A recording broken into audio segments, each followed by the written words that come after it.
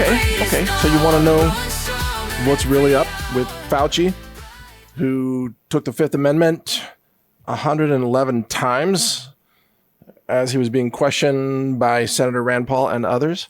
You want to know what's really up with that? You ready? You sure? I'm going to play a video clip for you here shortly. But first, let me state the obvious. Well, should be obvious by now. So this is all my opinion that Fauci was an architect of a depopulation agenda that sought the creation of biological weapons through the Department of Defense, of course. Weapons that were then laundered through China, initially through nonprofit NGO organizations and then through the Wuhan lab in China to add gain of function, to make the spike protein toxin even more toxic. And then that research was used to create the mRNA instructions for the vaccines. Remember, mRNA programs your body cells to generate spike protein toxins. That is what they are designed to do. That's even the admission of the drug companies that make those vaccines. And the whole point of this was to contaminate everybody's bodies with spike protein toxin, which we now know suppresses DNA repair by 85 to 90%. And when you suppress DNA repair, it causes turbo cancers, causes immune system failure, causes accelerated aging, and it makes billions of people extremely vulnerable to background radiation if you happen to have, a tactical nuclear weapon go off somewhere in the Middle East, because those particles, the radioisotopes, that will, of course, fall out from that, will circulate around the entire world. You'll have cesium-137, iodine-131, strontium-90. You'll have plutonium and uranium fallout that will cause severe chromosomal damage via a mechanism known as double-strand breaks, which is the worst kind of damage you can have to your chromosomes. And the double-strand breaks are normally repaired by a mechanism that you were born with called NHEJ, non-homologous end joining. And NHEJ requires certain enzymes and proteins to be present, and all of that is suppressed 85 to 90% by the spike protein. You see where this is headed? So, in my view, Fauci was an architect to play a role to push the spike protein mass contamination of the planet, which I call vaccine fallout, also known as spike protein shedding, to set up the global population for the incoming genetic kill switch. And the genetic kill switch is activated when the nuke goes off, which is what's next in Trump's war against Iran. Now, of course, I am producing I'm scrambling to produce an entire free seminar explaining all of this in great detail and giving you exactly the methods to protect yourself, to restore your DNA repair capability, and to do so using some methods and some approaches that are completely free, things you can do at home yourself. And I am now I'm 5 chapters done out of 12. And I'm planning on releasing this as soon as possible, free of charge. But what you need to know until that day comes is that you are being set up for a massive depopulation binary weapon agenda that, of course, involves Fauci, and it involves nuclear war. And I also want to explain to you how your government will lie to you about the dangers of radiation fallout.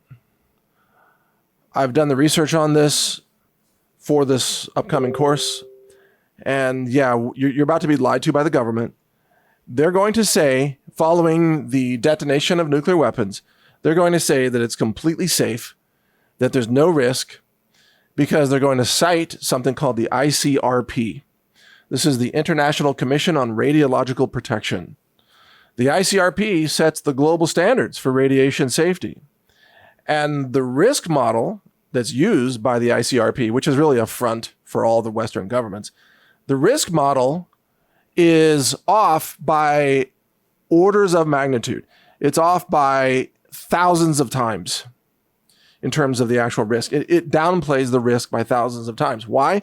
Because their risk model is based almost entirely on the survivors of the atomic bombs dropped on Japan, who were largely exposed to gamma radiation, all in one high density burst, right? Gamma radiation, which is the least harmful type of radiation because there's higher energy beta radiation, and then alpha particles getting released is the worst kind of radiation, and that's the kind of decay that happens with plutonium and uranium. And guess what? The risk model that governments will use has no calculation to take into account the inhalation of radioactive particles that will start to irradiate your body from the inside. These are called internal alpha emitters. And if you breathe in dust anywhere in the world following a nuclear detonation, you'll be breathing in some amount of plutonium and uranium. And these are non-fissioned materials. In other words, it's part of the bomb that didn't get turned into energy. Because in every nuclear bomb, actually only a portion of the total mass of the plutonium and uranium gets turned into energy. The rest of it is never fissioned, and instead it gets dispersed. So in effect, every nuclear weapon detonation is also a dirty bomb. And the dirty bomb then spreads, alpha emitting plutonium and uranium into the stratosphere, where it's circulated around the entire planet. And by the way, those of you listening in the southern hemisphere, turns out you are not safe either, because you'll get about 40% of the particles, and the northern hemisphere gets about 60%. So you're not that much safer in the southern hemisphere. In fact, there's no place on Earth where you are safe from this. Now, if you inhale a microgram of plutonium into your lungs, then it's going to deliver a massive dose of alpha particles, which are highly damaging to a very small number of cells that are adjacent to the particle. The ICRP model that's used by governments assumes that the entire dose is spread out across all of the tissue of the lungs, which isn't the case. It's concentrated into a small number of cells. Those cells then suffer double strand breaks, which is the complete severing of chromosomes. Double strand breaks. And some cells can experience dozens of double strand breaks, which is usually fatal for the cell. But sometimes the cells are able to replicate before the chromosomes are repaired. And that's going to happen a lot because people's DNA repair machinery has been suppressed up to 90% by the presence of the spike protein. And when your cells begin to replicate while carrying genetic lesions, or sometimes translocations, various mutations, errors, basically in the genetic code, you've got damaged nucleotides, basically, then that gets replicated to the next cell and the next cell and the next cell while the radiation continues to be emitted from the plutonium particle in your lungs. And so this all adds up until those cells in your lung tissue, they self-destruct. And then your lungs basically start to fall apart from the inside, which always ends in death, obviously. That is the plan, I believe. That is the plan.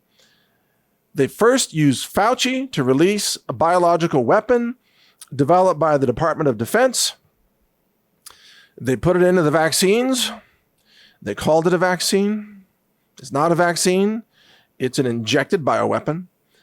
They created vaccine fallout, or vaccine shedding, to expose billions of people to this toxic bioweapon, the spike protein. And now they're about to start a nuclear war which is the kill switch that will melt down the genetic integrity of billions of human beings. They will have a genetic meltdown, okay?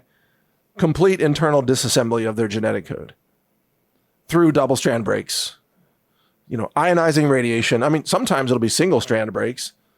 Sometimes it'll just be a base pair that's mutated.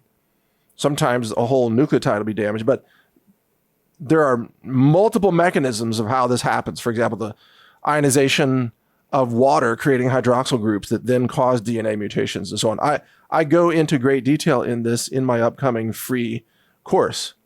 But the bottom line that you need to know is that all of this is intentional. All of this is a biological weapon. It's a kill shot against humanity. And as this is happening, the government's going to cite the ICRP model, and the government's going to tell you it's perfectly safe to go outside and breathe the air. Now, remember, this is the same government that told you during COVID that it's not safe to go outside, that you have to stay inside. And if you went outside, they arrested you or they gave you a ticket. If you were walking on the beach by yourself, you got arrested in some countries. They're going to flip that upside down after the nuclear war, and they're going to say, no, it's safe to go outside now. Don't stay in your home.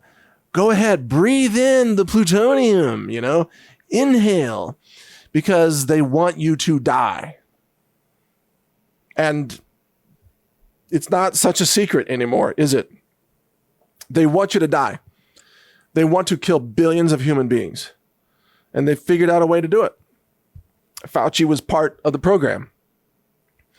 Trump is a key player in this because he authorized the initial mRNA vaccine approval, the emergency use authorization, and Trump will be the one to greenlight the use of nuclear weapons. So Trump is releasing the binary weapon system, which is the genetic kill switch to end the lives of billions of people on planet Earth. That is, if they succeed. Trump is a mass murderer. I mean, he's a mass murderer that makes Adolf Hitler look like a Boy Scout. Like Adolf Hitler, he would say, oh, Adolf Hitler killed 6 million people. Oh, hold my beer. Because Trump is aiming to kill 6 billion people, maybe, or something on that order. So this is what's actually happening, okay? And that's why our government, which built these weapons, will never prosecute Fauci, because Fauci is a puppet of the depopulation agenda system, the institutions of our military-industrial complex that built the bioweapon, that launched the PSYOP, which was the COVID pandemic. It was a total PSYOP. None of it was real. It was all used as an excuse to inject 5 billion people around the world with a spike protein bioweapon while hijacking their body cells to churn out these spike proteins and initiate vaccine fallout onto other people. And that's why I say it's at least 5 billion people. It might be 6 billion. It might be more. It's billions of people who have been exposed to the spike protein, including you and I, by the way. The difference is you and I have knowledge. We know what's happening. We have identified the weapon and we know how to defend against it. And that's what I'm going to teach you in this upcoming course. And I know you want the course tomorrow. Yeah, me too. And I'll work on it as quickly as I can, and I'll get it out to you as quickly as I can. But it's not a trivial thing. It's a tremendous amount of research. I'm putting together infographics and slides for this. It's a lot of recording. It's a lot of video. It's a big project, and it's critical that I get it right. So it's going to take a while. But let me play for you this, at least a few minutes of this video from John Bound, an InfoWars video that he just released. That is it's a really great explanation of what's happening or what just happened with Fauci and the U.S. Senate and the whole bioweapons agenda, etc. So take a look at this. I am very happy to testify before any congressional oversight committee. I have nothing to hide. I can explain and validate everything that I've done. So, you know, it's going to be inconvenient if they actually are out there essentially threatening to make my life miserable. But I'm going to do what I need to do, and that is cooperate fully, because we have nothing to hide at all. Despite Joe Biden's last-minute preemptive pardon shielding him from past alleged crimes, Anthony Fauci still faced a high-stakes Senate grilling under subpoena from Rand Paul, where any new falsehood under oath about gain-of-function funding, the Wuhan lab leak, alleged destroyed records, or the contradictions in his own newly released diaries could expose him to fresh perjury charges that the pardon does not cover. You could not hide that your agency had funded the Wuhan research or your long history of defending gain-of-function research. The only alternative left was to argue that COVID-19 did not originate in the Wuhan lab. You were not a detached observer. You had an institutional interest in the public believing that federally funded research had nothing to do with the pandemic. It was a conflict of interest from the very beginning. The authors of the proximal origin of SARS-CoV-2 privately had serious doubts about a natural origin. Within days, though, they flipped, and they all wrote in proximal origin that the virus was almost certainly not a laboratory construct. That paper was then used by the government and the media and you to discredit Americans who were asking the same questions that you and the authors were asking yourselves privately. Fauci's preemptive Biden pardon theoretically shields him from past criminal charges tied to his NIH work. He faced no genuine risk of self-incrimination and therefore had no valid Fifth Amendment privilege to refuse answering questions. Answers to questions millions of Americans demand. Any attempt to invoke it at the hearing could allow the committee to compel his testimony and pursue a contempt finding. What was the Dan David Award? Do you remember, Doc? On the advice of counsel, I respectfully decline to answer based upon my rights under the Fifth Amendment to the Constitution. It was a $900,000 cash award. $900,000 cash award. And he got it because he used federal employees to get it. And this wasn't the only award, was it, Dr. Fauci? In fact, you applied for and received at least 8 other federal cash prizes on federal time using federal employees and federal resources. Here they are over my shoulder.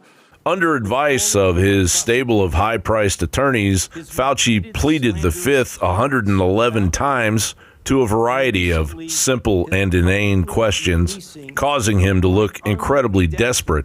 This testimony is from Anthony Fauci. This is not a game with his lawyers. He can advise, his lawyers can give him advice. He's got a half dozen here. They're all allowed to talk to him. Yes. All right? Yeah. But the attorneys are not recognized. In fact, the attorney was told not to sit at the table, and he's not obeying that recommendation. There's a row behind you, sir. That's where you were told to sit, and you're not. And now you're disrupting the proceedings. And so, look, this is the way Anthony Fauci wants to be remembered. For a lawyer not listening to the rules. That's the way you want to be remembered, and that's what you're going to do. You are not recognized, sir. Security, please remove him from the room. In the red folder on your table is a copy of Section 192 of Title II of the U.S. Code. Your counsel has been provided a copy as well. That section makes it a crime for a witness appearing under subpoena to refuse to answer any questions pertinent to the question under inquiry. Do you have that in front of you? On the advice of counsel, I respectfully decline to answer based upon my rights under the Fifth Amendment of the Constitution. Let the record record that the witness has refused to answer whether there's a folder in front of him based on his Fifth Amendment right. What day of the week is it today? On the advice of counsel, I respectfully decline to answer based upon my rights under the Fifth Amendment to the Constitution. What color tie are you wearing? On the advice of counsel, I respectfully decline to answer based upon my rights under the Fifth Amendment to the Constitution. What color is the carpet in front of you? On the advice of counsel, I respectfully decline to answer based upon my rights under the Fifth Amendment to the Constitution. Let's just get one thing straight. You don't have any rights under the Fifth Amendment. because you've been pardoned, as you very well know. Can you do me a favor in the audience and stand up if during the time of the COVID pandemic, you were called a racist for calling the virus a Wuhan virus or the China virus? If you thought the 6-foot rule was total crap, if you thought the vaccine wasn't something that you should take, if you thought it was outrageous the way the mask policy was rolled out, if you were fired from your job for not taking that vaccine, including members of the military, if you thought closing schools was catastrophically stupid, and if you thought that during these times saying these things made you somehow a lesser human being. Dr. Fauci, can you just turn around and look at the people behind you? You're not willing to do that? That's not a question. It's not a question. To your lawyer, it's not a question. It's a request. All you have to do is look up from your lawyers and look at the people who were absolutely shamed for saying what we know now to be the truth. You can't even look at them? It was about 6 years ago today that I decided I'm going to give up my businesses, sell them all, run for office, run for the United States Senate. Here I am sitting in front of you 6 years later saying, who the f*** do you think you were for doing that? It is a total disgrace what you did to this country. So there you go. A few minutes of the John Bound video. There's more. You can follow John Bound at Newsbound. That's BOWNE, Newsbound at X, if you want to see his outstanding reports. Now, as you can see, in case you forgot, Anthony Fauci is an unbelievable piece of shit. And he is, in my view, the Joseph Mengele of our time. And yet, Fauci was kept in place by Donald J. Trump. Fauci continues to be protected by Donald J. Trump. And Trump even said in the last day that he would not be able to prosecute Fauci. He was unwilling to, because he honors Joe Biden's fake pardon of Fauci. Now, here's the thing. The pardon of Fauci doesn't mean that he can't be prosecuted. It just means he can't be convicted. Trump could very easily direct the DOJ to charge Fauci and hold trial and call witnesses and present evidence and put it all on the public record and make Fauci testify. Or maybe he would just invoke his Fifth Amendment another 1,000 times, but that would be very telling all by itself. And if Fauci were found guilty, well, then he couldn't actually be held to serve time. Or if he were found guilty of mass murder, which I think is what he's guilty of, and if he were given the death sentence by the judge or the jury, however it was decided, that could not actually be carried out. So the pardon protects Fauci from any kind of sentencing, but it does not protect him from prosecution. So what really needs to happen for this country and for history and for the healing of this nation is that Fauci needs to be prosecuted. But then again, so does Trump. Trump, in my view, is a multi-layered criminal against humanity. He's a war criminal for the current war, but he's also guilty of crimes against humanity for pushing the COVID jabs and bragging about it and keeping Fauci in power and now covering up for Fauci. You see, Trump has always been a Trojan horse. He's there to protect the interests of the deep state that's running a depopulation agenda on the American people, including vaccinating all active duty members of the military. Trump oversaw the program to mass murder our own soldiers, for God's sake. So really, when you look at this, what you understand is that Trump and Fauci are the same creature, just in different swamps. Fauci is a swamp creature in the biomedical, virology, bioweapons departments, dark dungeons of the government and the DOD, launders bioweapons to foreign countries for gain of function, launders the spike protein into the mRNA instructions to be put into the jabs to deliberately slaughter people.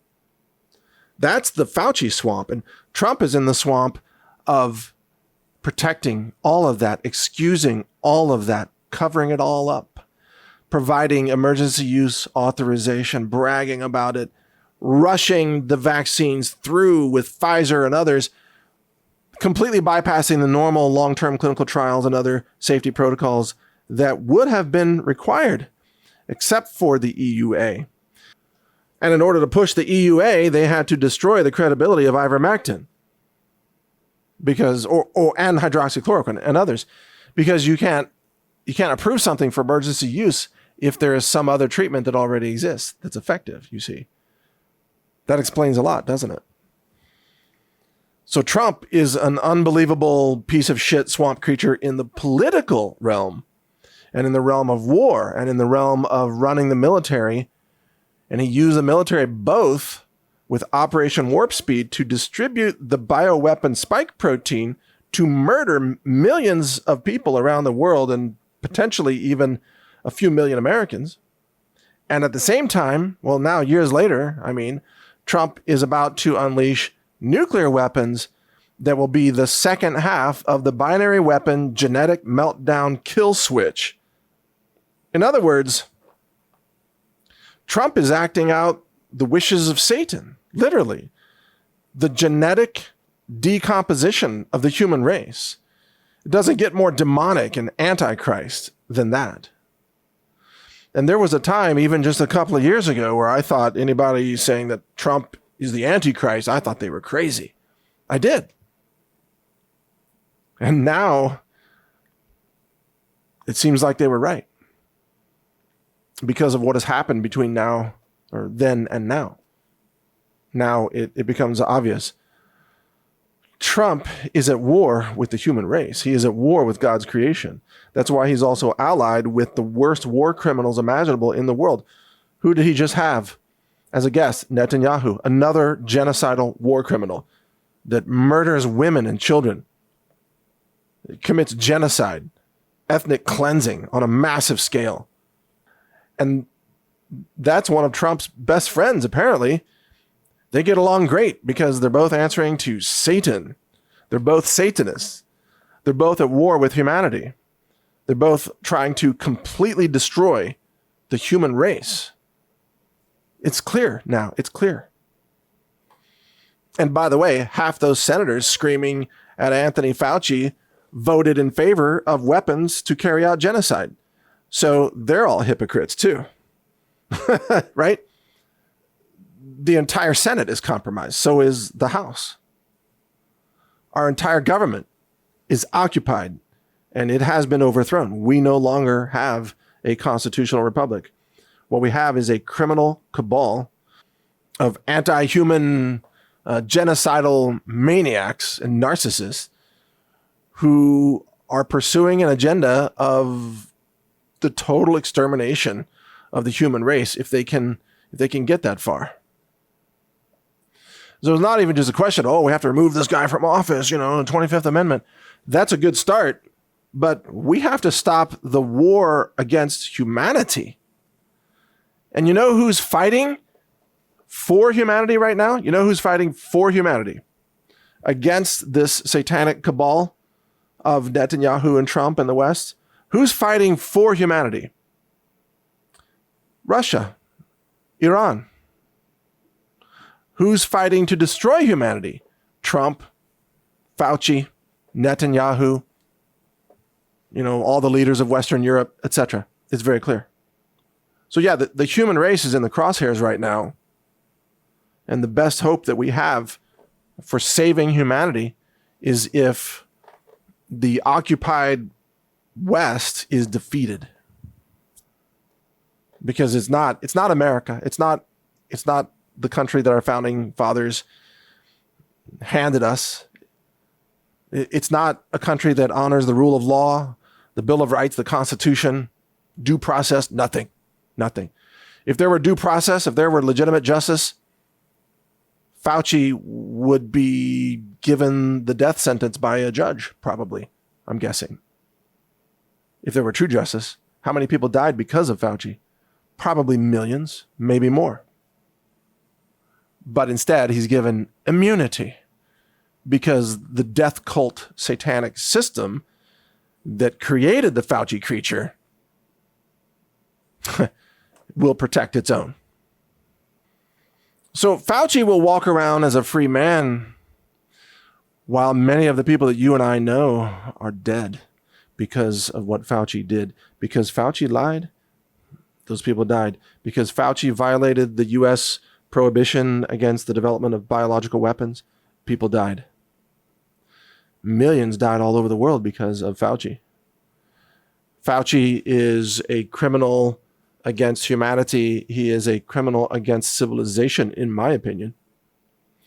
And he should be handed, in my view, the most severe conviction, the most severe punishment that a court could possibly dish out.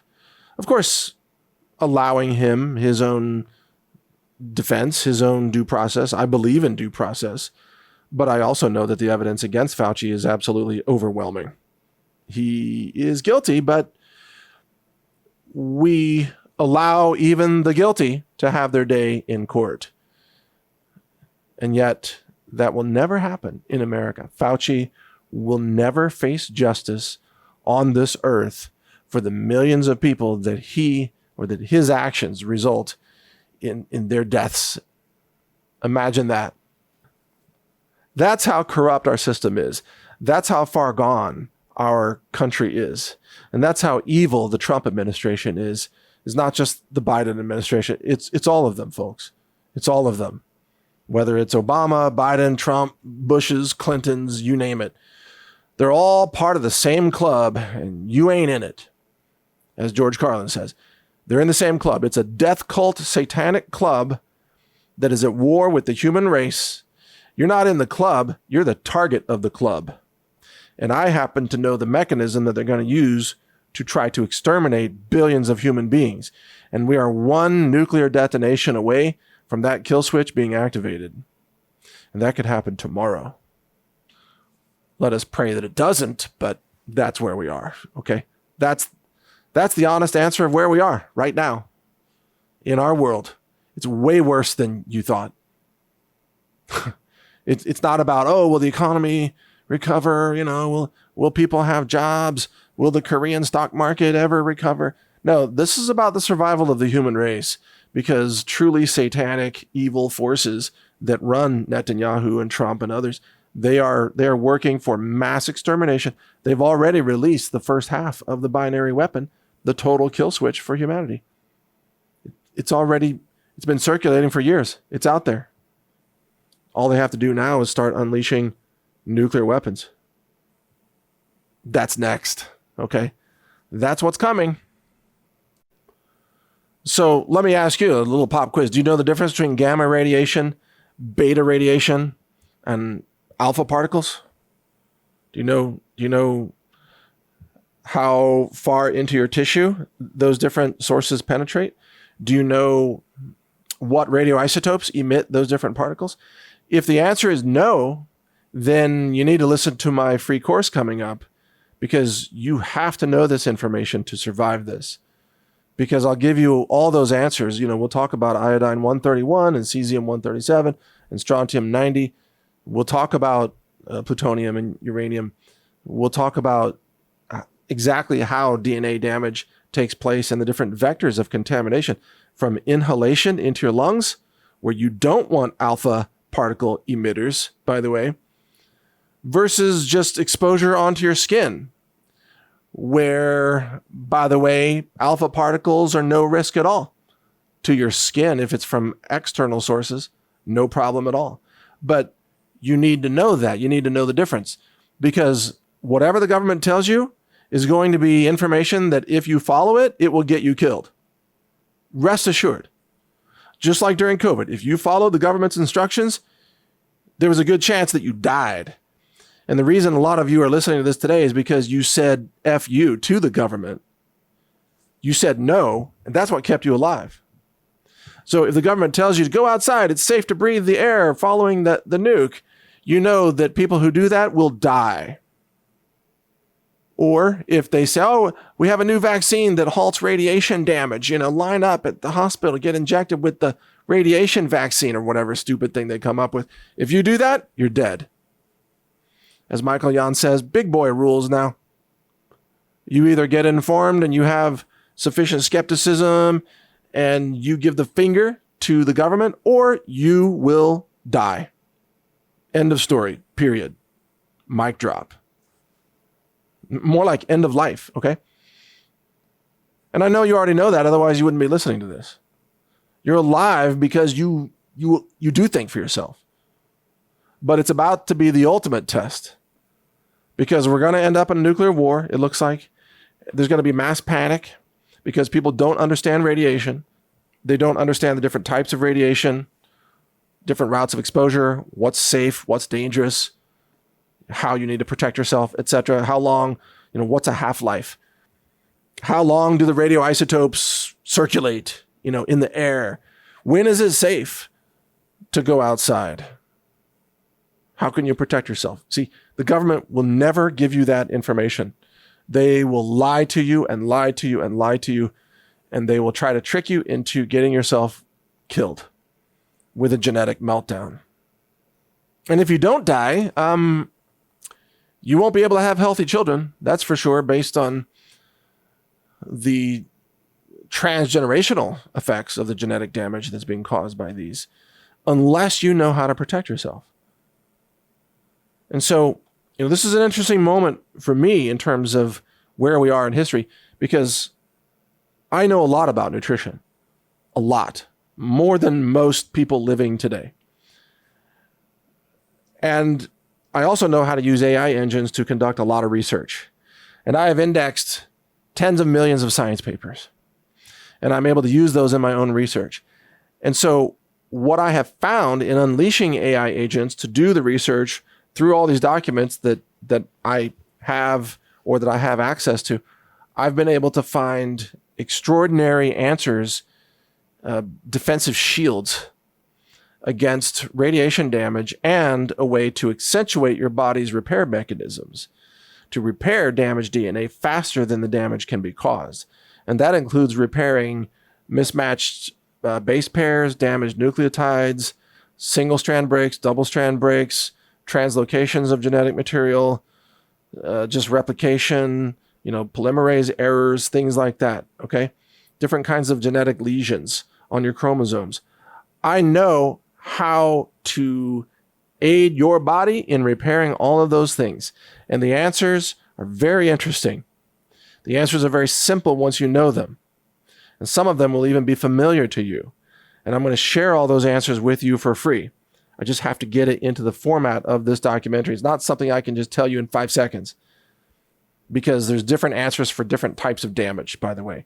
There's a lot of different repair mechanisms that your body uses, different enzymes, different proteins, and they all have different raw materials and resources that they use to repair the genetic damage. So there's different types of foods, different types of molecules, different practices, etc. And also, well, I will say this. This is a time where you have to absolutely end your exposure to toxic chemicals on your skin, because those also cause more genetic damage that increases the DNA repair burden on your body.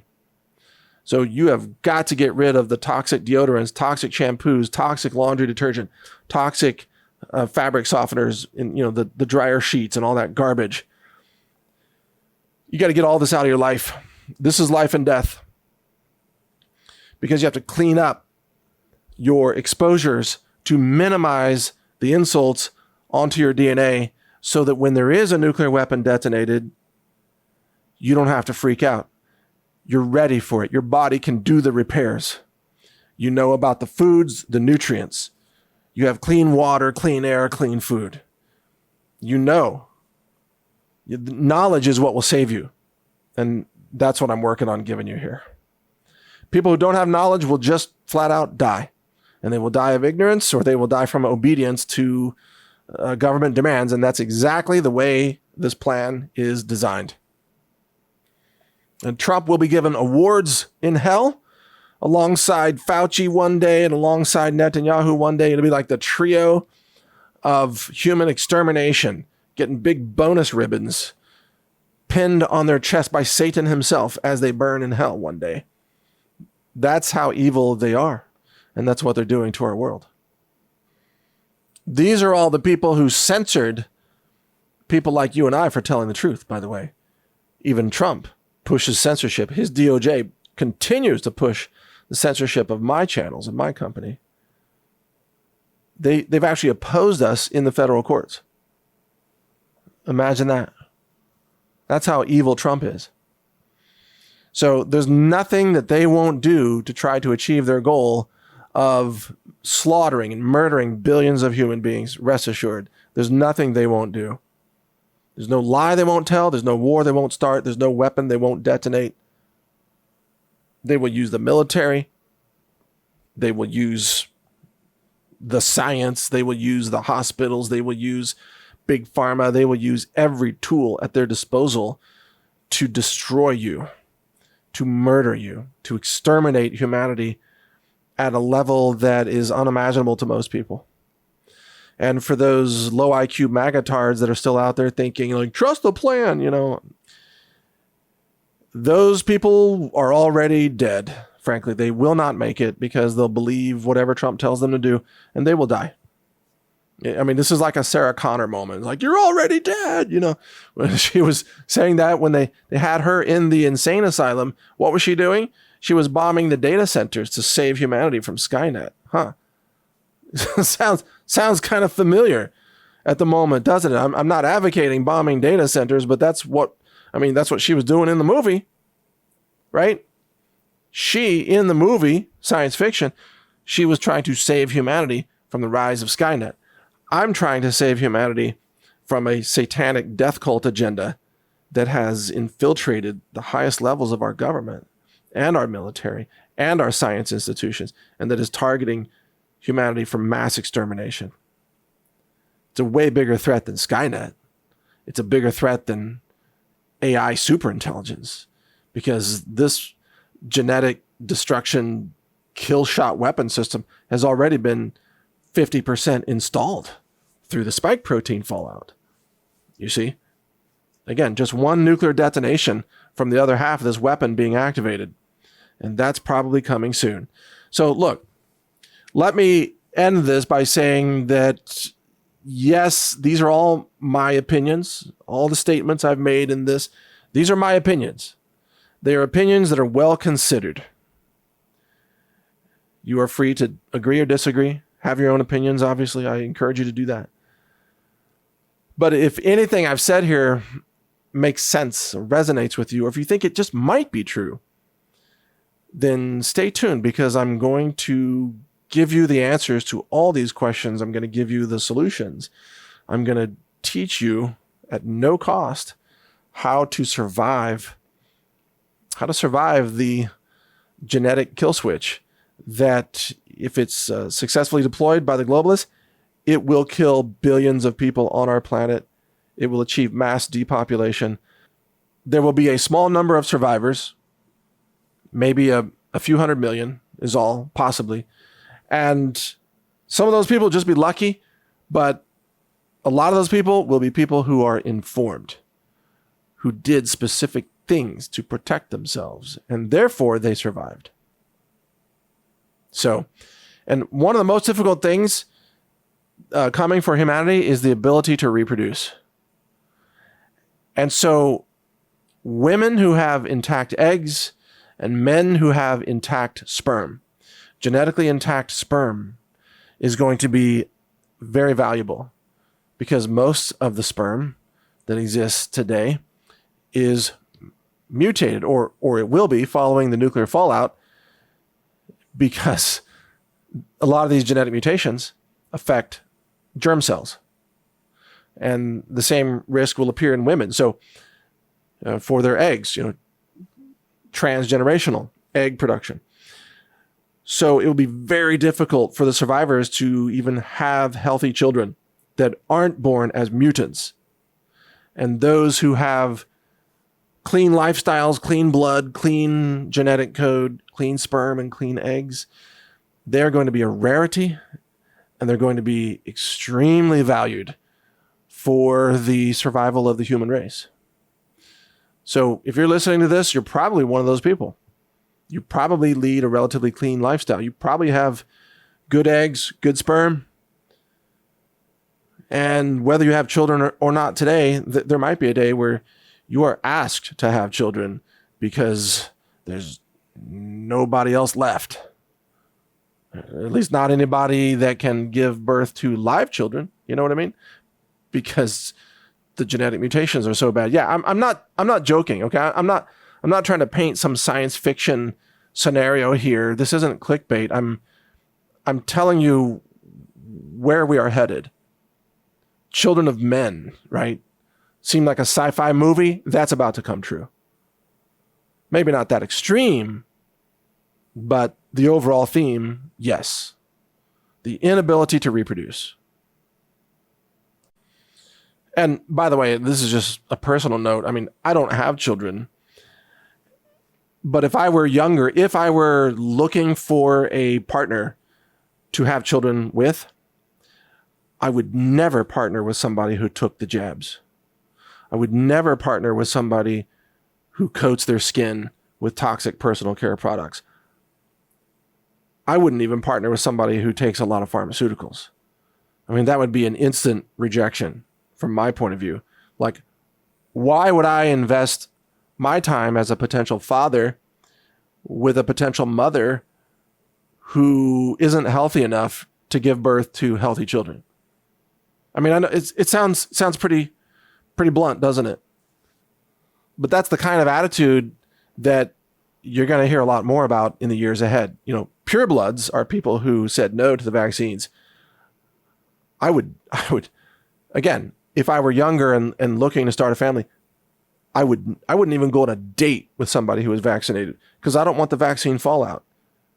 And besides, I know their genetic integrity is already compromised.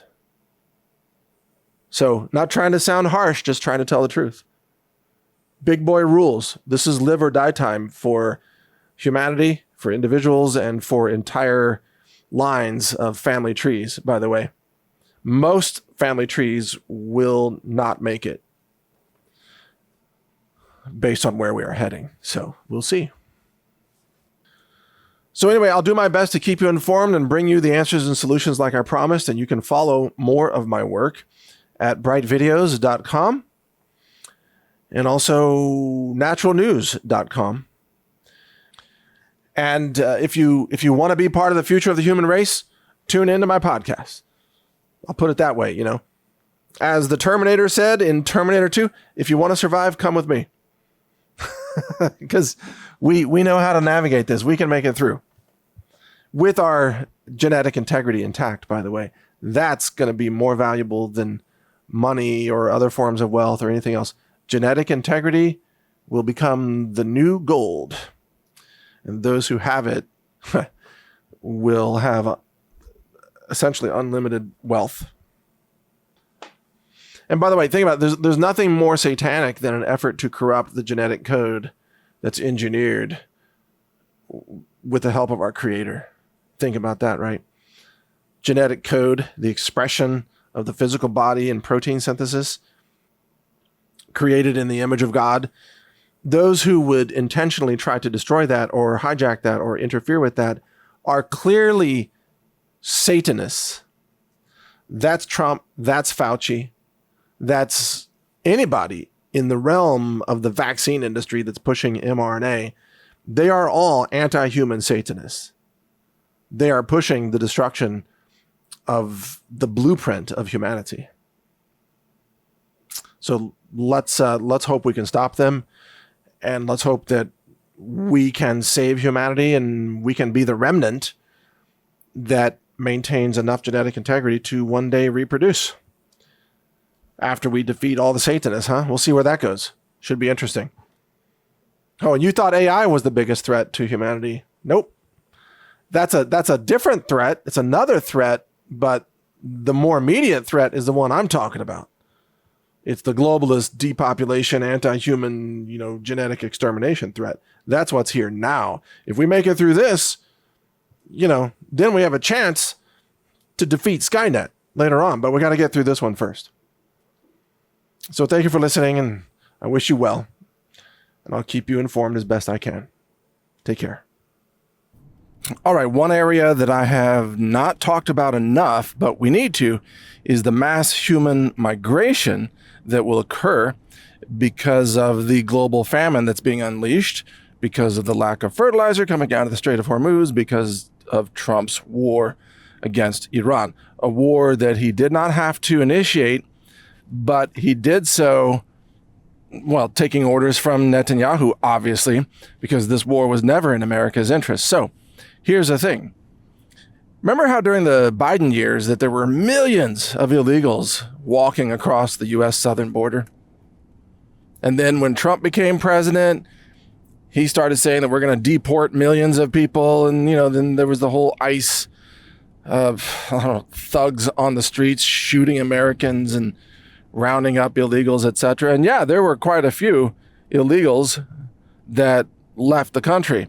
And just to be clear, in case you're wondering, my position is I support legal immigration, which means if you're illegally in the United States, you need to go.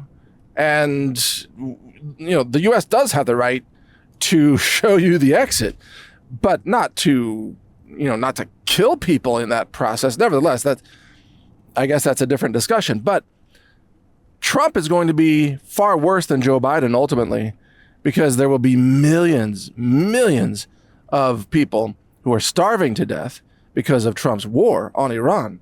And those millions will be surging north from Central and South America.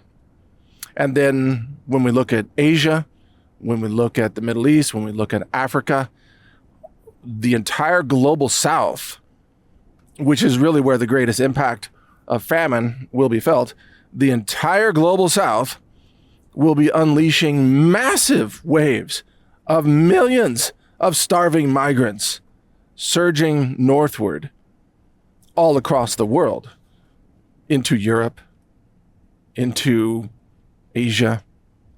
I mean, think about the countries that are most impacted by the lack of fertilizer. It's the global South. It's Bangladesh, right? It's Somalia. It's Nigeria. It's some countries in the Middle East. It's going to be India.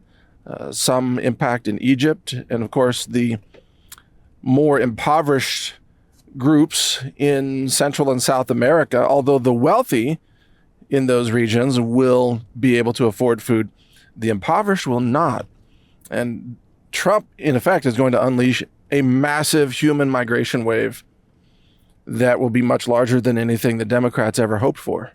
That's why Trump is kind of a Trojan horse.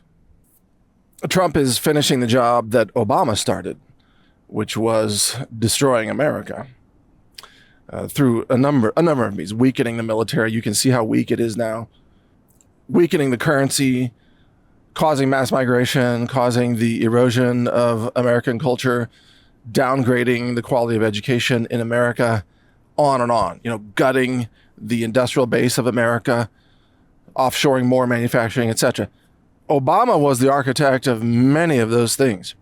And now Trump is basically Obama's fourth term, if you think about it, because Joe Biden was Obama's third term, with a Trump term stuck in the middle that was kind of an interruption. And then for whatever reason, Trump flipped and joined the anti-American side and, just got totally compromised. And now Trump is the Trojan horse that's destroying America, just like Obama. So when you think about the mass famine that's going to be unleashed around the world, don't make the mistake of thinking that those starving people are just going to stay put. When people get hungry, and Michael Yon has said this many times, he calls it human osmotic pressure. When people get hungry, they move, they leave, they look for food, even if it means trekking to another country. So starving people in, wherever, South America, they're not just going to sit at home and starve to death and do nothing while their children starve. they're going to pack up and go. Where are they going to go? They're going to go to the wealthy nations of the world. So this war will be the final act of Western Europe being completely overrun. So let me make a couple of predictions here. Western Europe is falling. It will be destroyed. That's another prediction that Michael Yon and I both put out there years ago now. The industrial base of Europe is already largely gone. Look at what's happening with Germany, for example. They have no energy. They have no large industry that is growing or even sustainable. They're downsizing everything. But the culture of Western Europe, the Western culture, will be completely overrun. Western Europe will be refounded as a subcontinent of Islam. That's right, Islam. Because the number of Islamic followers coming into the region due to this mass global starvation will absolutely overrun and overwhelm anything remaining in Western Europe. So yeah, I mean, everything from Germany all the way over to Ireland and all of the UK, all of France, etc. It's going to go full-blown Islam. Now, by the way, I'm just pointing that out. I am not someone who has in my heart automatic hatred for any person based on their religion. So I don't just instantly hate people of Islam. I don't hate people who are Russian. I don't hate people who are Chinese. That's not who I am. So I'm not saying that the Europeans have to, get together, like kill all the Islam. No, I'm not saying that at all. But that's what's probably going to end up happening. There's going to be domestic warfare across Western Europe. And the war will be from the nationalists, who are largely Christian or Catholic, right? Versus the Islamic migrants, who will be portrayed as the invaders because they did come largely from another country, although that's not entirely true. There's a large Islamic population that exists in all of those nations, but there will be a massive influx.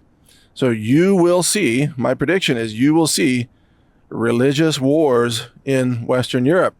Now, in the United States, it's going to be a war of occupation. So in the United States, remember that the U.S. Census counts everybody, whether they are legal or illegal. And based on the census, then that's how congressional seats are apportioned. And that's also how electoral votes are assigned based on a formula that gives every state at least one electoral vote, but then more based on population. Now, of course, senators are not based on population, but House members are. So what the Global South knows is all they have to do, and by the way, they are mostly Catholic, not Islamic, but all they have to do is cross the border and occupy, which that's been the goal since Obama, of course. And they're going to do it in droves. So the invasion of the United States from South America is going to rapidly, and we're talking about 2027 through 2030, let's say, you're going to see this in droves. And it will be unstoppable. And Trump, of course, will go down in history as the worst president ever in the history of our nation, but also the one who unleashed the largest, quote, invasion of America with so-called illegals. So there you go. That's where this is headed. And not enough people are talking about the migration wave, but that's what's coming. And it's all due to Trump starting this war in order to appease Israel, which is unleashing global chaos, economic depression, famine, and mass human migration. Cause and effect, folks. Something that Trump does not understand. Or he's just a traitor. Maybe both. So plan accordingly. Things are going to get very dicey in the years ahead, and you need to be as self-reliant as possible. So thanks for listening. Mike Adams here. You can get stocked up on long-term storable food at our online store, healthrangerstore.com. High-end nutritional supplements and personal care products They're also ultra clean and laboratory tested. So that's how you support us. If you want to help keep our channel alive and growing, it's healthrangerstore.com, and you can find more of my videos at brightvideos.com. Thanks for listening. Take care. Trump needs a nuclear war in order to deliver the second half of a major binary weapon system that began with Trump approving the COVID vaccines. So the COVID vaccines, they hijack your body's cells to produce spike protein toxins. And these spike protein toxins then are circulating throughout your body. And in the presence of spike protein toxins, your body's normal DNA repair mechanisms are suppressed by 85 to 90%. So from a technical standpoint, those are called NHEJ, non-homologous end joining, that repairs double-strand breaks, which is a total break of your chromosomes. And there's another one called HR, which is homologous recombination. These are suppressed, again, up to 90% by the presence of the spike protein. Now, stay with me here, Rex, because this is a huge deal. Normally, your body is repairing literally billions of errors every single day in your chromosome, because your cells are dividing, and so your genetic material is it's unraveling and then it's replicating through a DNA polymerase enzymes. It's creating copies. Copies sometimes have errors. The errors are repaired. Some errors are introduced by background radiation, ionizing radiation from sunlight, from high altitude air travel, from dental x-rays, chest x-rays, whatever. Chemical exposure, also toxic chemicals. If you then have a nuclear war and you have radioisotope fallout, where background levels of ionizing radiation are substantially increased all around the world, then all of those people who took the vaccine will be unable to repair their DNA to keep up with the levels of double-strand breaks from the ionizing radiation. So the vaccine was the first part of a binary weapon system that suppressed DNA repair, which is why we're getting accelerated aging, turbo cancers, and immune system failure in those people. Billions of people are suffering effects of vaccines all over the world. You start a nuclear war, it's the kill switch. It's the kill switch that causes people's DNA to lose all integrity. And then you die from the inside. You die at the cellular level. Your organs fall apart from the inside. And it doesn't look like the globalists exterminated billions of humans. Basically, it's a genetic kill switch is what's been, and Trump is unleashing both of them. That's what's astonishing. He unleashed the original COVID vaccines, emergency use authorization, bragged about it. It's a DoD weapon, laundered through China's Wuhan lab for gain-of-function additions in order to bypass U.S. restrictions of the criminality of bioweapons development. So they just laundered it through China. And then if we get to a nuclear war, even just a small tactical nuclear weapon will result in these radioisotopes fallout. There will be fallout all over the world. And Rex, one more thing, that term fallout applies to vaccine shedding. I'm calling vaccine shedding vaccine fallout. It's spike protein fallout.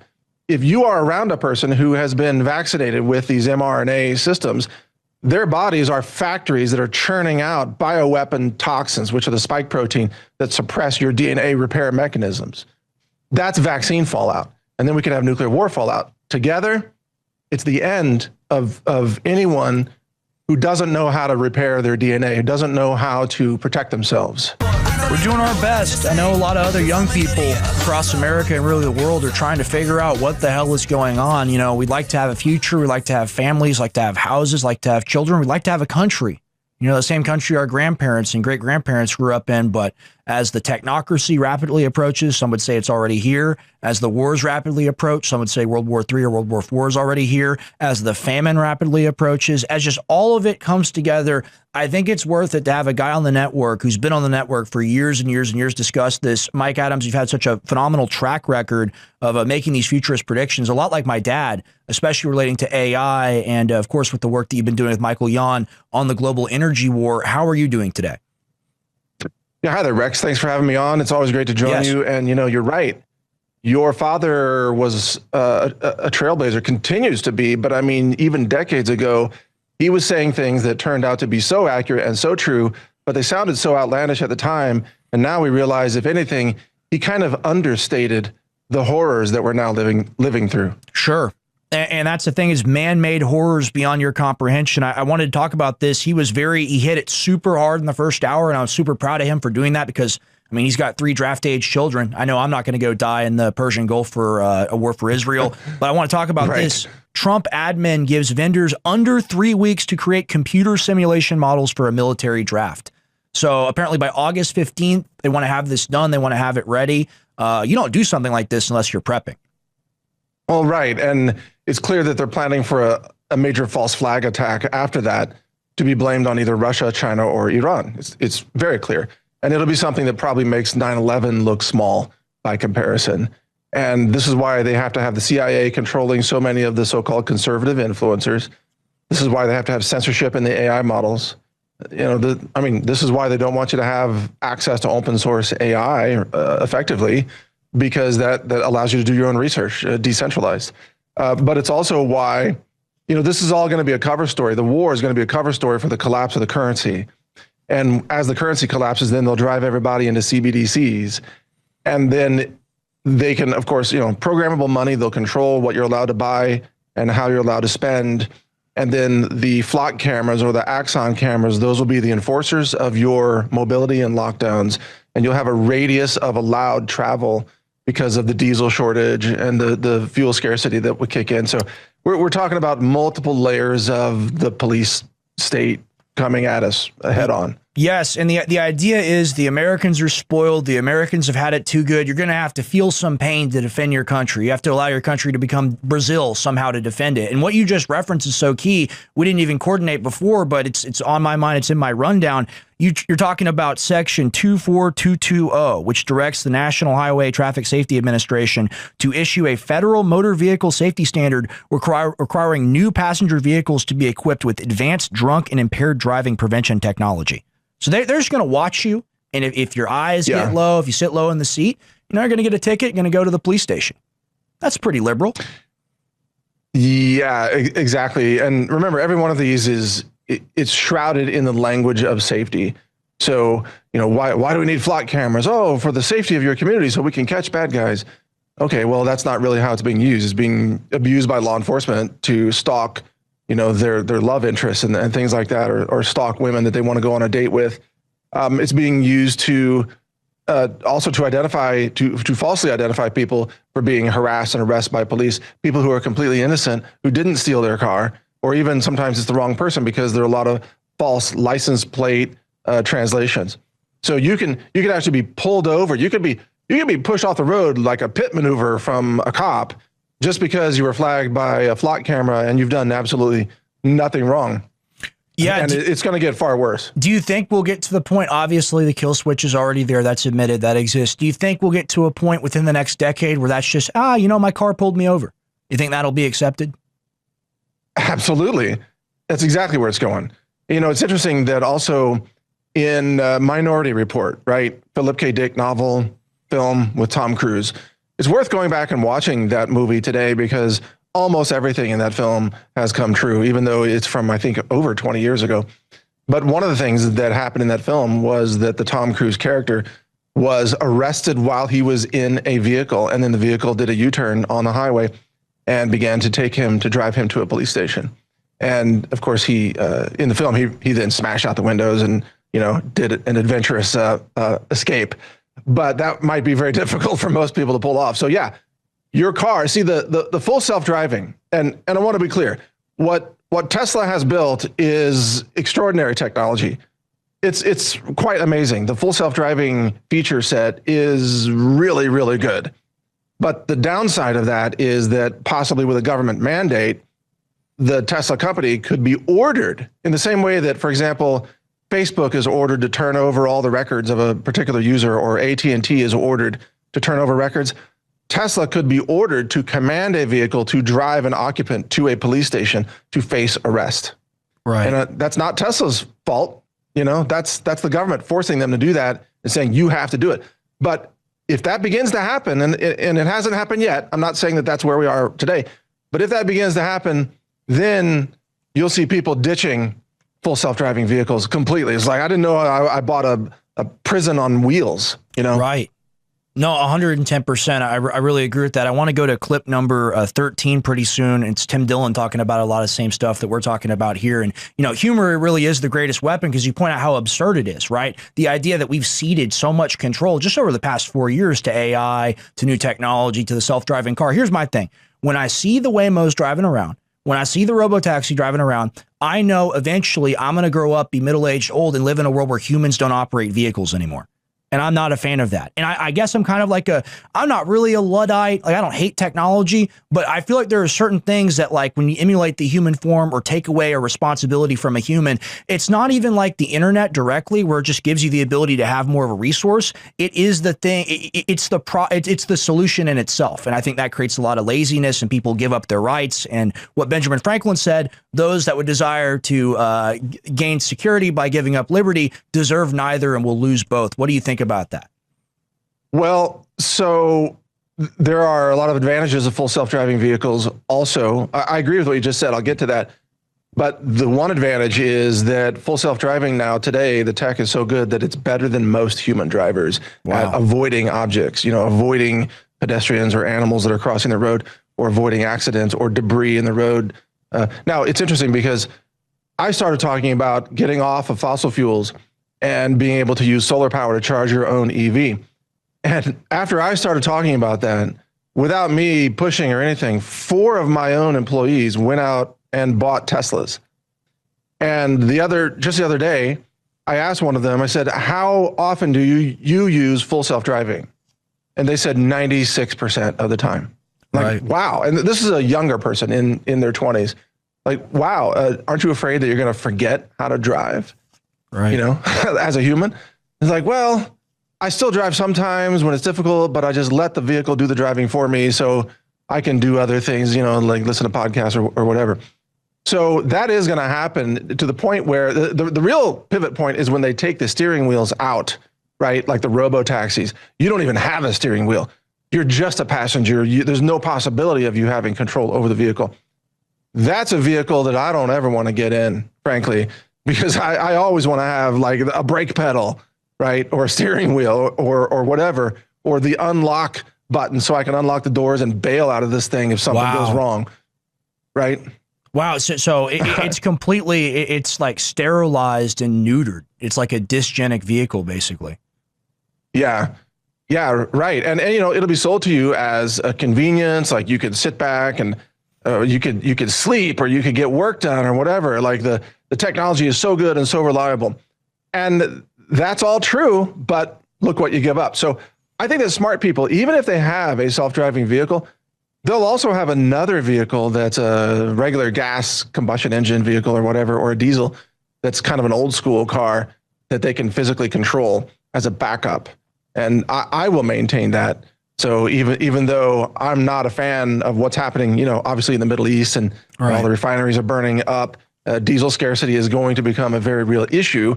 So I want to be able to charge my vehicle from sunlight using my own solar panels, not even the power grid, right? But I also want to have 500 gallons of diesel stored in a diesel tank, and I want to have a diesel truck. So I want to have both options, and I think that's the smart play. 100%, and I really agree with this post I saw you make. Guys, overhead shot, please, if you can do that.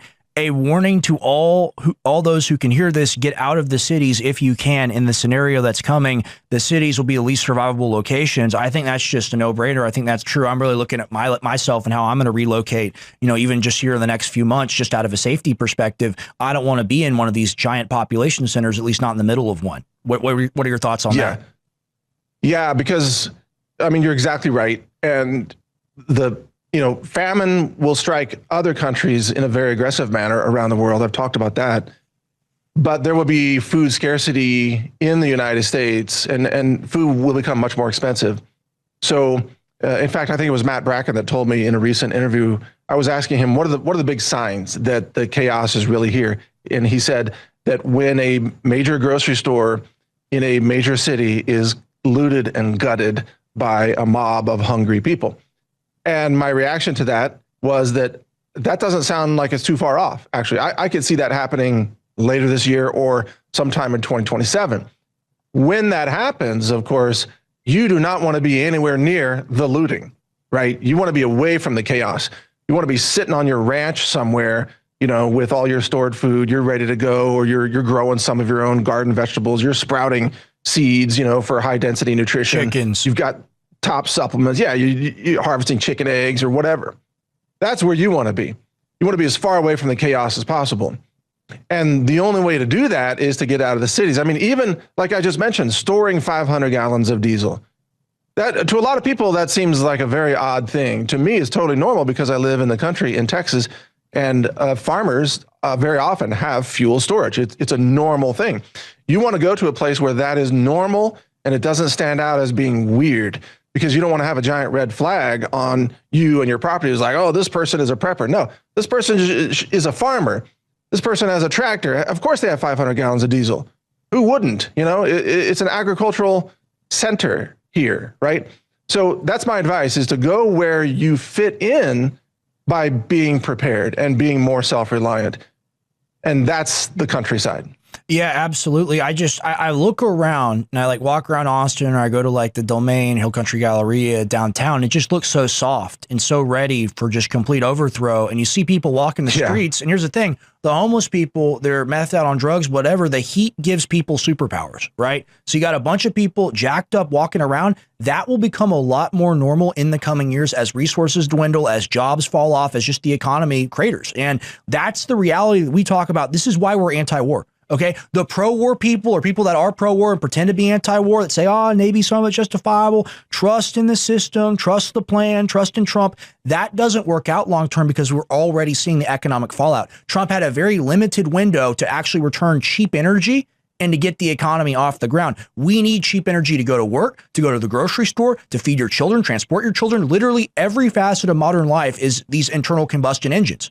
Right. And although we want to transition to, new technology, and there's a wide discussion about that, our society right now, it runs on the thing that's being choked, not just at the Strait, but also at Bab el-Mandeb. So there's 2 out of the 7 critical waterways restricted right now. And you could say, it's only 10%. The thing that got blown up in the Caspian Sea, that's only 2%. It's a global world energy war that's going to result in a domestic crisis here at home. We have tons of the sweet crude. We got tons of it. We can make the gasoline and whatnot. To make the diesel, a decision has to be made. Larry Johnson talks about this. We either have to make it for the fighter jets and for the aviation, or we have to make it, for the trucks to go to the grocery store. What's your thought on that whole juxtaposition?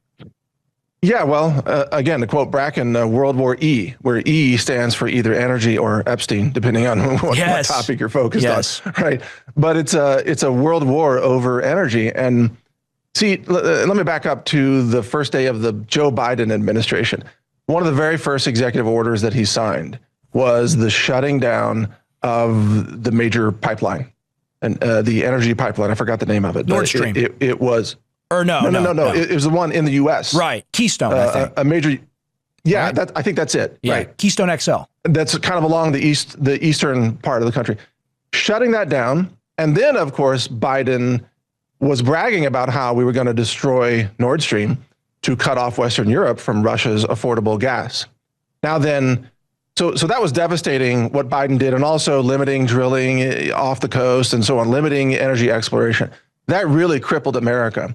And one of the reasons why China is actually leading in AI technology today, or AI inference serving, is because they have very affordable electricity, because they spent decades building out their energy infrastructure, while the U.S. was following climate cultists, just woke idiocy to the point of shutting down our own domestic energy. Right. Okay. So China has electricity for everyday people, consumers. They pay, I think, 8 cents or 8.5 cents per kilowatt hour. Imagine. I mean, on the eastern power grid in the U.S., people are paying 25, 30, 35 cents a kilowatt hour. That's going to go to 50 cents very, very soon. How can you even be competitive if your energy costs 3 or 4 times as much? And the answer is you can't. You can't. By the way, there's a little bit higher commercial rate that commercial users pay in China, but that rate I mentioned is the consumer rate, the end consumer.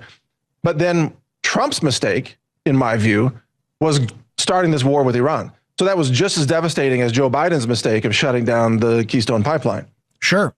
Trump's mistake is that you didn't have to. Like, the Strait of Hormuz was open, everything was working and flowing before February, 28th, 29th of this year. And then Trump starts the war. And then now look at the results. Now we have a global energy shock that is making its way like an avalanche across the world. And it's going to impact us in America. We haven't felt the big repercussions yet because it's a very long, delay time. There's a long latency in the pipeline for food, fertilizer, and energy. But it's not magical. Like you can't just create molecules of diesel out of nothing. You actually have to get the oil. You actually have to refine it. You actually have to have the physical stuff, right? Or you're screwed. And that's where we are headed. We're going to have scarcity. We might have diesel rationing. And if there's rationing, the military is going to get first dibs on the jet fuel, kerosene, and the diesel. And then everybody else is just going to have to make do. Good luck. Yeah. Yeah, no, absolutely. One thing I always point back to, and this relates to what we're talking about now, this isn't modern, this happened a long time ago, but you can go watch videos of the Germans demolishing their nuclear power plants and just smiling, just glee, high-fiving each other. And it's just like, well, there's a destruction of the manufacturing engine in the heart of Europe. Like, there it is, bye-bye, it's gone. And then you look at the Nord Stream situation, we say Ukrainian terrorists did it. Well, who funds the Ukrainian terrorists? That would be probably the CIA. So it's pretty much on record that that pipeline was blown up, so they had to buy oil 3 times the price from us.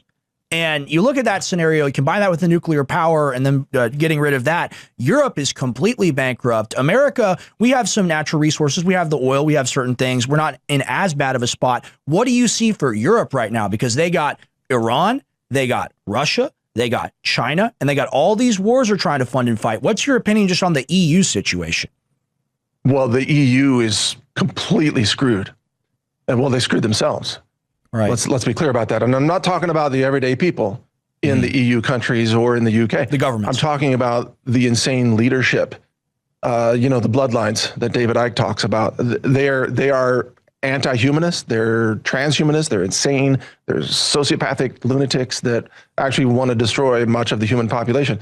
And one of the ways that they see to achieve that is to shut down the energy infrastructure that powered Western Europe and powered industry, especially in Germany, for the last several decades. Germany was the powerhouse, right, since the 1980s. That's done. That's gone now. So the collapse of Western Europe has been planned for a long time. And remember, the reason, or one of the reasons that why they want this war with Russia and they want to escalate it is so that they can exterminate the young British men, the young French men, young German men. The leadership wants to exterminate them by sending them off to die in the Russian artillery meat grinder machine, which is the front lines of the war. And that's also, it appears to me, that's also where we're headed in the U.S. Because see, young men in America, like you, Rex, are waking up. They're not buying the BS anymore. They don't buy the psyops anymore. We have decentralization of knowledge and information. Because of the success of channels like yours and what we're on right now, InfoWars in general, and Alex's work over all the years, the younger generation isn't buying it. And so the people in charge really literally want to kill them all by sending them off to die in a war. But to do that, they need to start the war. They need to provoke the war. They need to tear up all the agreements. That's why Trump doesn't follow the MOU. He violated it in 20 different ways. He claims Iran wants to negotiate. I don't know, he's got voices in his head or something. The truth is, Trump is following a pattern of making the war larger, larger, and larger, and so is Ukraine. And this is going to end up in one giant world war. And one of the purposes is to exterminate young men in Western civilization. Absolutely. And this is why I get so angry about people that lie and say this isn't a war. Like, how dare you? How can you say so? How can you start a fight? How can I punch you in the face and not expect you to punch me back? That's what we did by killing their Pope on day one. Let me not mention. So to people that say that's not an act of war, people say, oh, you're crazy. You're not going to get drafted. There's just a limited strike, limited engagement. This expands day by day by day by day. It's over 150 days. All right. We just lost 4 more soldiers that Trump now claims we didn't lose in the war. I mean, this is the level of like absurd cognitive dissonance that our leadership has about it. And I have to think like they're not fools. They're not lying. Like maybe they're lying to themselves. They know what they're doing. They want to kill off that generation of young men and women, by the way. They want to get both genders involved in this. It's a liberal, as my dad would say, right? They want to send us off to fight and die in Iran. So, hey, Abdul and Mohammed and Ganesh can be the new Americans, the new British people, the new German people. That's the reality. Well, that's exactly what's happening. Western Europe will be completely taken over by followers of Islam. There's no question about it. I mean, they're just burning all the churches in France, for example. Happened before, didn't it? Yeah, Battle of Tours. Exactly. Yeah, 732 AD. That's how this whole thing works. But what Trump is trying to do is tell us, always tells us this is going to be a short war. We were told initially this is going to be 2 to 3 weeks in Iran. And of course, now we're 5 months in plus, and it's going to continue to grow. And you just saw the attacks yesterday on the Saudi Arabian refineries, right? Aramco. Yes. And the pipeline, the East-West pipeline, and going to Yanbu, the port there on the Red Sea. That is also absolutely deliberate to continue to escalate the supply shock. I think that's taking something like 7 million barrels of oil per day off of the global marketplace. That's going to affect us in a huge way later this year. Because remember, the U.S. imports 6.5 million barrels per day of the heavy crude oil, exactly the kind of oil that's produced in both Iran and Saudi Arabia. And to some extent in Russia. We need it. We're not getting it. We got to find it again. Thank you, Mike Adams. I'll see you in the next segment. Stay with us. Okay. All right. Welcome back to your third hour with Mike Adams. We got a lot more to cover, a lot more to get into. I want to play clip number 13. This is Tim Dillon kind of eulogizing our society. Go ahead and play it. And people get mad at me. What are you saying? There's no deep state? No, dummy. But if the deep state can never be affected or impacted or changed, then why even elect this guy? Why did you all get excited and wear the dumb hats, dummies? Why did you care so much about this guy and his election if this deep state, if you were just going to blame everything on the deep state, then what the hell was the point? Why did you go to the rallies? Were you just trying to go to a concert? And that's really what it was? Did you just like the merch? Why did you care so much about this guy? Why isn't he investigating his own assassination attempt? Let's talk about the deep state for a minute, by the way.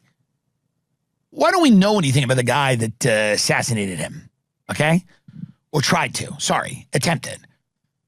I'm not saying there's no deep state. I'm not saying there's not some permanent government apparatus. I've talked about it a million times on the show. I get it. But for the people that ran on upending the deep state to then come in and blame things on the deep state, seems like you have to be an idiot for that to work. Why were you excited for this guy to win? Why did anyone think it would be interesting for this guy to win if he was just going to do all the things that this deep state wants him to do? What is he doing that they don't like, by the way? Maybe some tariffs that'll just expire the minute he's out of office? He's in Iran. He kidnapped Maduro.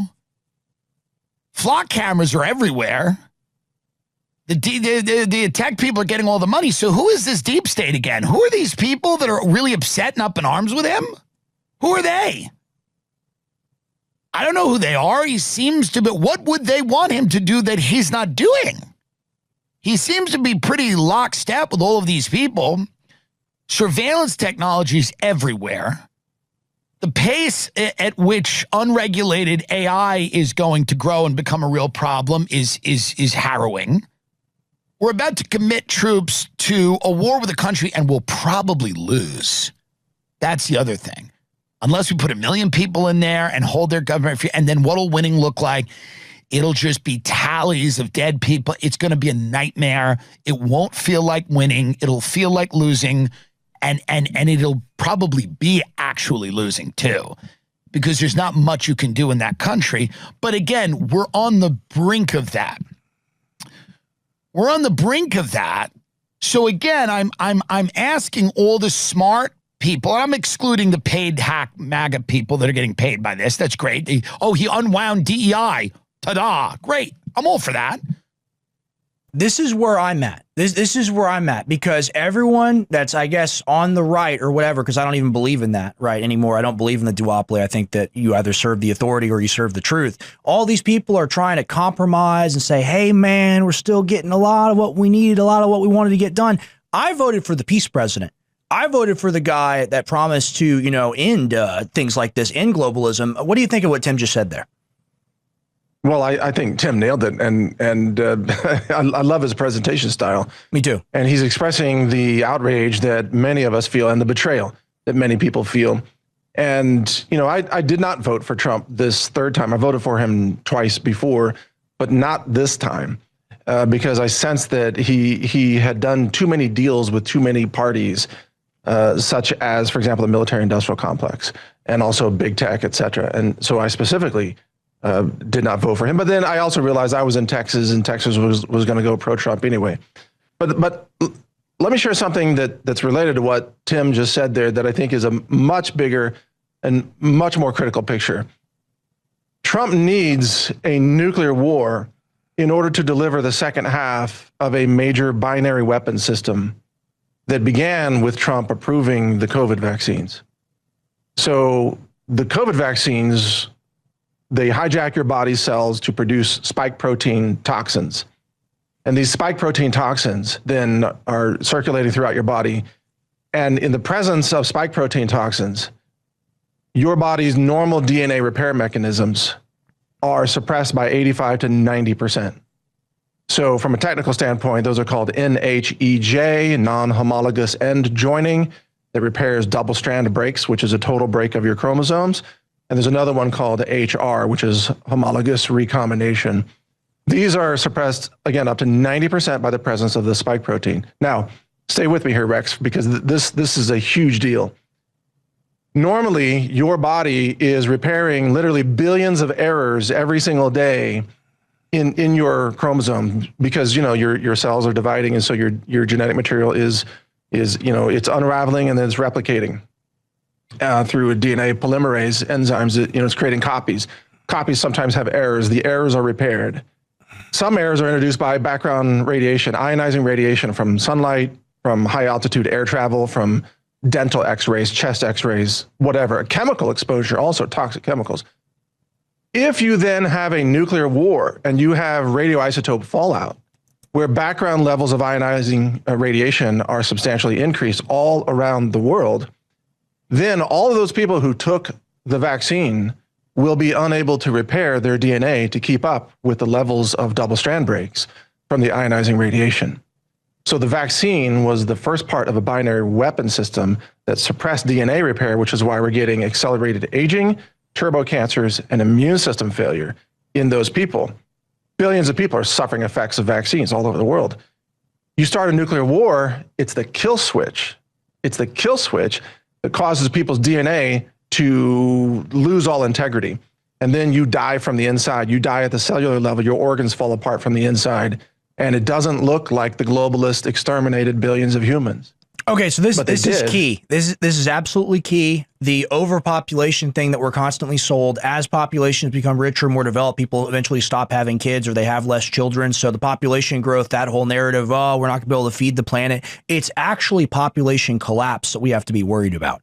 Think about being old and having no one there to repair the roads, be an electrician, be a plumber, be your doctor, be your friend. Imagine a world that's empty. That's the world that they're creating because they believe in their robot, AI, transhumanist, brain node interface system that they'll build, that they won't need it. But in that world, they also won't need you. And this is what's key for everyone in the audience to understand. Mike, I know you have a ton of experience when it comes to, breaking down the technocrats and the elites. What do they say about what they want to do to the human population?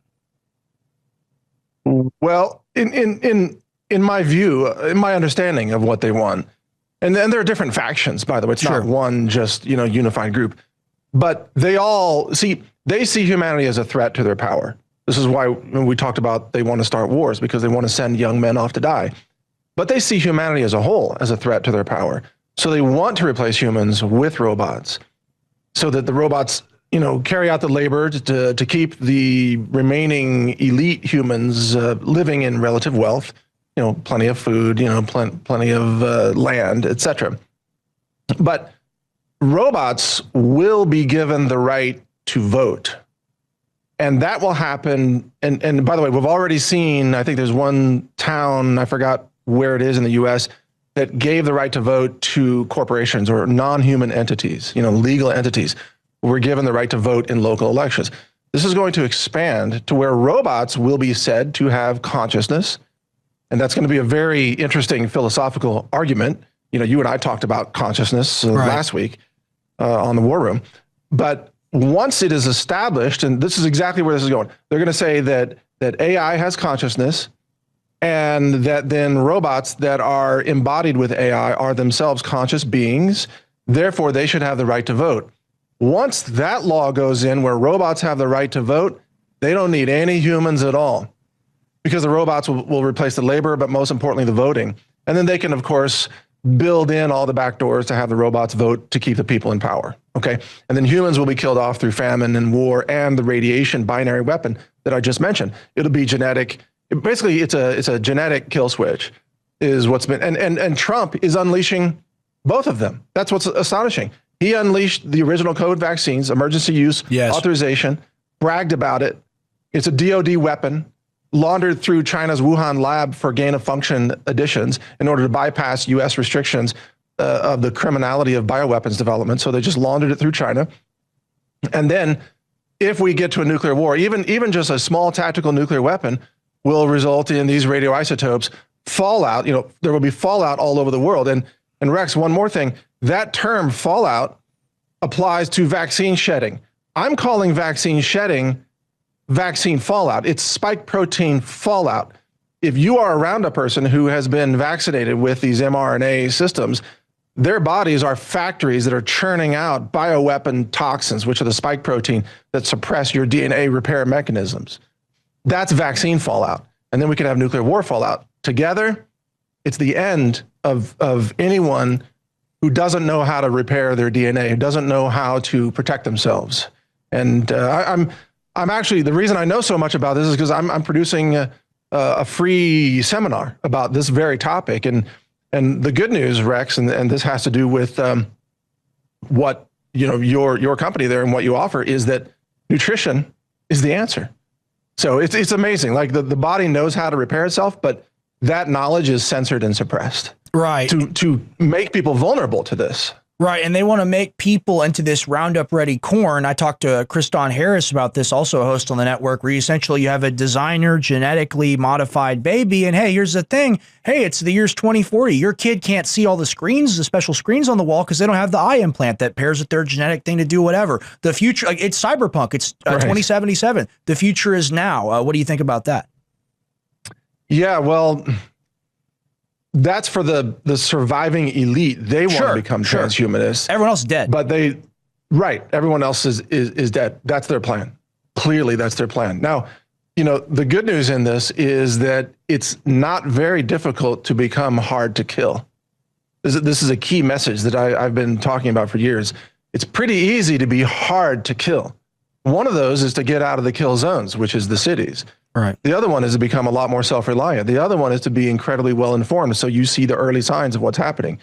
So if you are entirely dependent on the system for food, for water, for healthcare, for everything, for money, then you are absolutely under their control, and you will not survive. As I think Michael Yon was on with you or with Alex the other day, saying, or maybe it was with Harrison, saying this very thing. Like, big boy rules apply right now. If you don't know what's going on, you're going to die and your family will die. But it's not that difficult to actually be hard to kill. All you have to do is follow basic preparedness, decentralization, maybe a physical location change, certainly get out of the blue cities in the blue states. You don't want to be anywhere near, Los Angeles or Chicago or Denver when this goes down. Hold on. Right? They made a movie about that. It's called Escape from New York, Escape from LA. Literally, it was predicted in the annals of time. We knew this was going to happen. I want to go to this clip 14. Man is removed after clapping during public comment at a Kansas data center zoning meeting because it's very Warhammer 40K, the worship of the technology. How, we must have the technology, put the technology in front of ourselves. Eventually, you're going to have a system where, kind of like 1984, it's kind of a blend between 1984 and Brave New World. I know we say like we're going to have the elites and they'll have access to the technology and they'll survive. I do believe there's going to be a permanent slave class. I think they want that. I think they'll have fun with that. It'd be like, you get to go purge them whenever you want, rape them whenever you want, experiment on them whenever you want. Organ harvesting. Exactly. Just like in China. Let's play clip number 14. I have a right to class. So here. Come on, drag me out. Come on, drag me out. Come on, do it. Please let me open some. No, Jay. I'm just asking. Patriot. Come on. Hero. Get on your feet. Get on your feet, dude. It's not okay.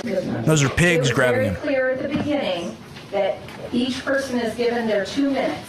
And we're trying to be respectful of that. Snapping, clapping, any other rude comments or anything, we will ask you to leave. Pause it. You've been fine. That's Hitler right there. Leave that up. That's the road to hell right there. It's a lady like that passes laws that make sure you'll never have a future. Truly disgusting how, it's my dad's class. Oh, I wear the fluffy socks. You can trust me. I have different colored socks. I have a polka dot shirt. Ooh, look at me. And she's literally plotting, actively implementing your own destruction just because she doesn't care. That's the craziest part. What do you think? Well, let me turn this on its head because the silver lining in this is that most of those local tyrants have no idea what's coming and they will not be prepared. Yes. And they won't make it. So it's pretty easy to outlive the local tyrants. So there's some good news for you today. Sure. It's really not that difficult. And those people will become, so desperate and, they'll be begging you for food and help. And, hey, we want to be good Christian people. We want to help as many as we can. I already have plans to donate a large amount of food and supplies to local churches.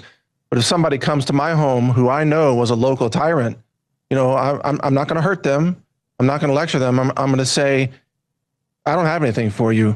Go to the church because that's where my donations are. And I hope you learn something about all this because it's people like you that caused this situation. Right. So hope you live through it. Yeah, and that's the best I can do. 100%. I was rewatching my dad's old documentaries, and I think it's in Police State too. He says ignorance is the greatest weapon. Because if you don't know what you're doing, they can use you to do anything. It's even more so a person that's pure evil because they'll have their own self-interest, right? Somebody that's purely ignorant can be led into doing whatever you want them to do, and they think they're doing a good thing as long as you pat them on the back and tell them, good boy or good girl in whatever scenario. It really is wild. Yeah. And the breakdown period of society is going to be very violent.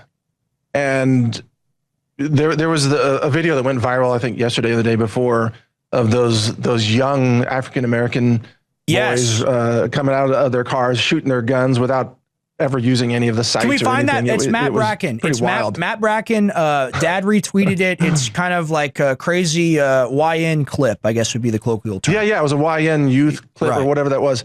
And what's interesting about that clip is that you depending on where you live, you will be assaulted by a large number of different groups of different ethnicities who are starving and desperate. And high tech. And most of them, what's that? High tech as well. They'll have satellite surveillance. They'll have vehicles. Oh, yeah. That's the key. Go ahead.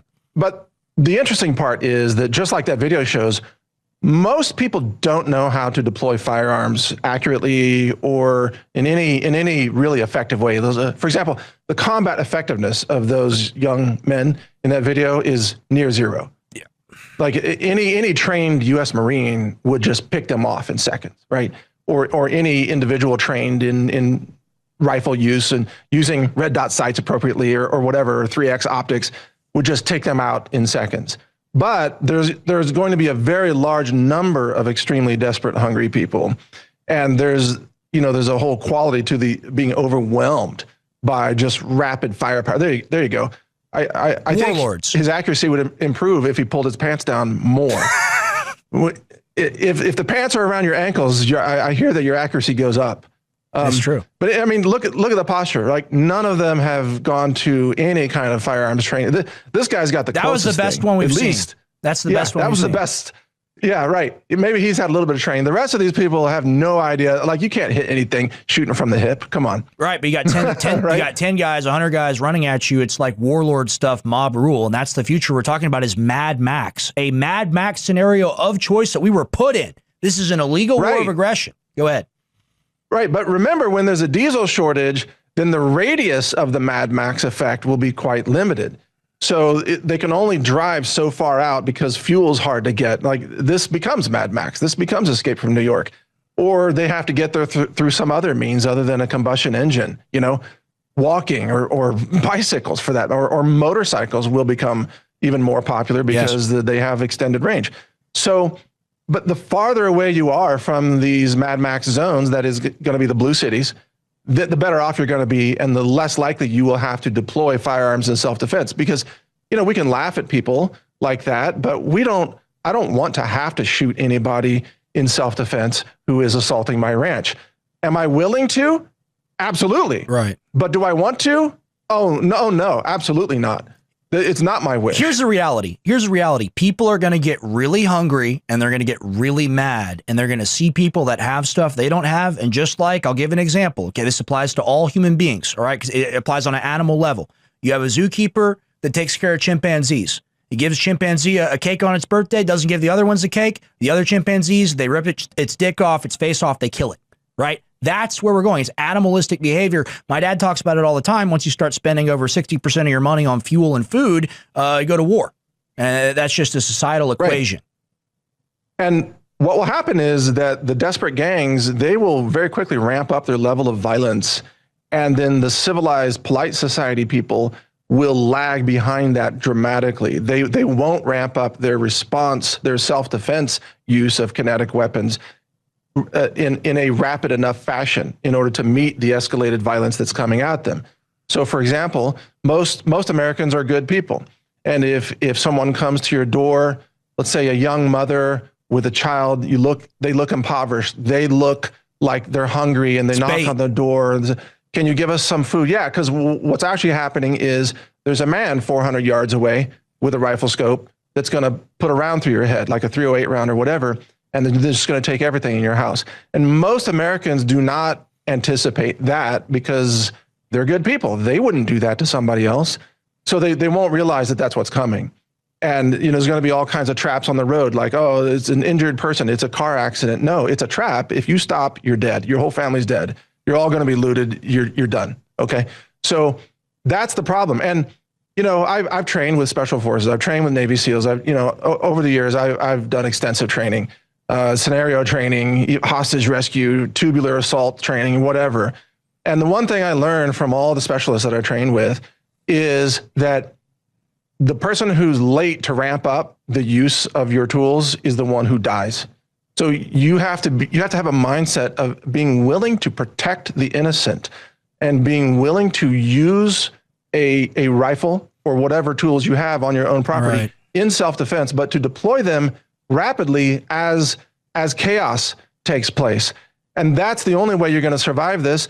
And by the way, your local law enforcement, they probably don't have enough ammo. They probably don't have enough body armor. I know this because I've worked with a lot of local law enforcement over the years as to helping them get some of this equipment. I'm talking about sheriffs, constitutional sheriffs, by the way, not like city police who are all, woke idiots, but constitutional sheriffs and sheriff's deputies. They are not equipped. They don't have the ammo to fight off the hooligans, okay? And a lot of them don't have the training, believe it or not. I mean, they qualify with a few rounds from a Glock, every quarter or whatever, but they're only given sometimes 50 rounds of ammo a month to train with. 50 rounds. Nightmare. 50 rounds a month. I mean, me and my buddies, that's like we warm up with that to make sure, the targets are working. That's like 50 rounds. We're just getting started here. So that's the reality. You better be ready for what's coming. 100%. And that's a very important message. Become combat effective, take courses, train with firearms, get acquainted with both handguns, rifles, and other things as well. Learn how to drive a motorcycle, even if you don't want to. I hate motorcycles, but I do know how to drive one. Learn how to operate heavy machinery. You're going to need to know how to use a diesel tractor, all sorts of stuff like that, because we're going to be in a world where we have a lot less options. And when we're in that world, I hope all you remember who took it away, because it wasn't people like us on this network, because we've been talking about this literally for 30 years. It's people that sleptwalk us into the situation. So in closing, Mike Adams, got like a minute left. What do you think? Well, and last comment on that, you probably don't need more ammo. What you need is more training time. You need more dry fire time. You need just more muscle memory in deploying firearms. Right. And do so lawfully and safely, and always follow the 4 rules of firearms safety, et cetera, and protect the innocent. So I'm not advocating initiating violence, but rather halting violence in a lawful and ethical way. Finally, if people want to follow me, my articles are at naturalnews.com. My videos are at brightvideos.com, and my AI engine that is truly the best uncensored AI engine is brightanswers.ai.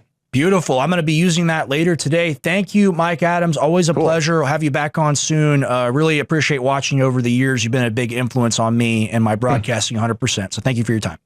Thank you, Rex. God bless you. Take care. God bless you too. If you'd like to help support us, check out all of the affiliate deals I put together for you at rangerdeals.com. And if you go there, you'll see I have I've done due diligence on all of these affiliates. There's really not that many, but we have partners like Battalion Metals, co-founded by Tucker Carlson, Nessa's Organic CBDA Hemp Extract, Above Phone Models that are de-Googled phones, Red Life, here's the peptide company, Limitless, Petmectin, and so much more, including the Satellite Phone Store, VP.net. And for almost all of these, you can use discount code RANGER here, or sometimes it's something else like Brighteon50, but normally the discount code is RANGER, which will save you something on these deals. Now, we do earn a little bit off of these affiliate deals, but it's no additional cost to you, and it helps support our platform and our work for humanity, including our AI projects that offer free open source knowledge in multiple languages. You can check those out at brightlearn.ai and brightanswers.ai. So thank you for supporting us. Check out rangerdeals.com anytime you want to save money on really high-end products and solutions that I personally endorse. I'm Mike Adams, the Health Ranger. Thanks for watching.